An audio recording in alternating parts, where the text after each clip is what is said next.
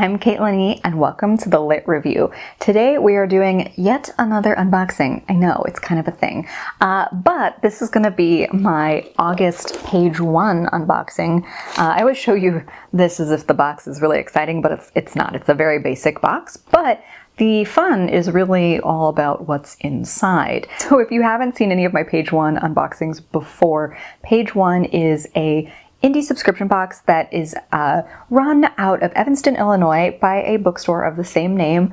They sell their personalized subscription boxes in increments of 3-month, 6-month, or 12-month, or, a year. I am a year-long subscriber with them, and I've been a subscriber for over a year at this point now.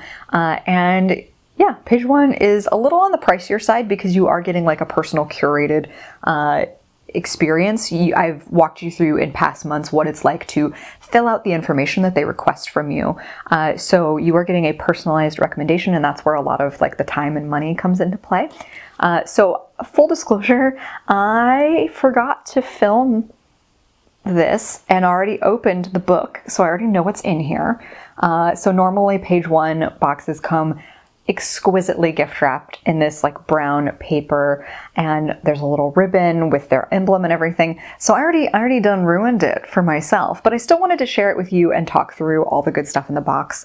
So let's get into it. So page 1 consistently includes 3 or 4 things in their boxes. There's usually a branded good or an indie good from a fellow small business.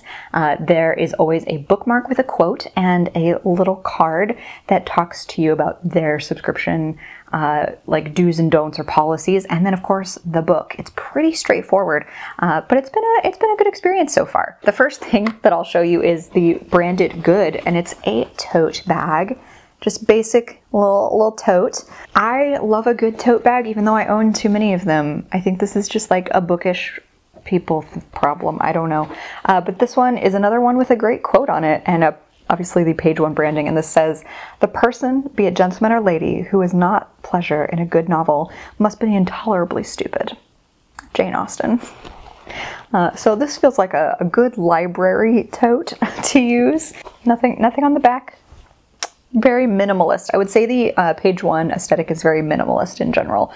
So if that's your jam, like this is gonna hit all of those good notes for you. And then totally appropriate on the branded bookmark, I got a quote from James Baldwin. If you saw my August Litline, you know I'm reading some James Baldwin this month, and this quote comes from him. It says, "You think your pain and your heartbreak are unprecedented in the history of the world, but then you read."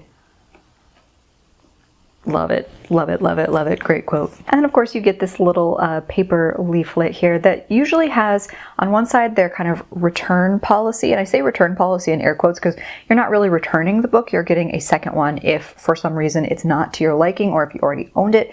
You just email them and they will replace it at no cost to you. All they ask is that you pop it into a free little library or find it a new home. And yeah, they just, like, I love it when they say, "We think there's no better karma than sharing a good book." So that's just kind of their policy, because they want you to have a good experience and they want the recommendations to be right. So then on this side, because they do so much personalization work, this side's a little on the generic end of things, but it is cute to have another quote, and then just a quick note from the folks at page 1. So the quote says, "The first week of August hangs at the very top of summer, the top of the livelong year, like the highest seat of a Ferris wheel when it pauses in its turning. Natalie Babbitt, Tuck Everlasting." Did anybody else get like a little too obsessed with that book in their youth? I think it was probably the movie with, was it like Alexis Bledel? Where does this memory, where does this stuff get stored? Anyway, and then so the note from our actual matchmaker says, "Oh, how we love summer. So much to read before life gets busy again. For now though, live in the moment. Just don't forget to bring a good book." Or just don't forget to bring your book, your literary matchmakers. So there's that. And again, I apologize. I ripped into this and definitely didn't share before, but these are usually wrapped. And so my August selection from page 1 is Or What You Will by Jo Walton. I'm going to start out by saying I have kind of mixed feelings about this pick for me. On one hand, I think the premise sounds fantastic. On the other, I am not 100% convinced that this is like a super exciting pick for me. Even though the premise is really cool, I just didn't get jazzed about it, which kind of surprised me. But let me dial it back and talk to you about the premise really quick. So, it seems like our main character in this has been a lot of things. It says that he's been a dragon with a boy on his back, a scholar, a warrior, a lover, and a thief, a dream and a dreamer. He's been a god. But he is in fact nothing more than a spark of an idea, a character in the mind of Sylvia Harrison, 73, award-winning author of 30 novels over 40 years. He has played the part in most of those novels, and in the recesses of her mind, Sylvia has conversed with him for years. So there's this like historic like kind of relationship between the mysterious he and the writer Sylvia. It's kind of implied that he's her muse, her creative bent, and he wants to live forever. Like he knows that he'll be trapped inside of her and like will basically die when she dies. So as Sylvia begins her next big fantasy book, this mysterious he is going to try to convince Sylvia to reach for immortality with him. So I think the premise is super striking. There's just something about this book, regardless of the premise, that isn't really sparking interest to me. I don't know if the cover is to blame, because I think the cover is excessively boring.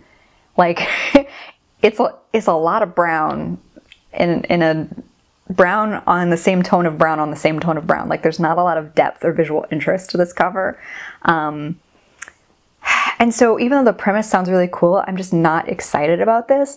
Not to the point that I'm going to email them and be like, hey, can we not? Because I don't know. I haven't tried this. It's not really fair for me to say, but I'm just not excited about it. So it's one of those things that like I'm so unsure, and I think it's one of those things I'm just going to make a little note of, and if I continue to feel this way, then I'll email and say like, hey, I gave these a try, but they're not really doing it for me. What can we do to change it up? That's kind of how I'm going to think about it moving forward. So I'm intrigued in like the theory of it, but I'm really just looking at it not inspired to pick this up. And I don't know if that's even Joe Walton's fault. It really just feels like the book itself looks unexciting, even though the premise has potential, and it's rough. I know they say don't judge a book by its cover, but sometimes that is the thing standing between you and a really good book.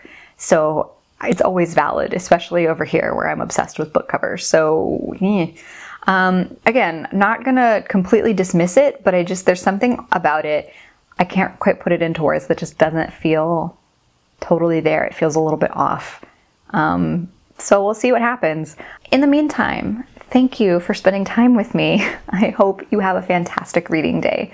Like and subscribe if you'd like to see more of me or this channel, and I'll see you in the next one. Bye!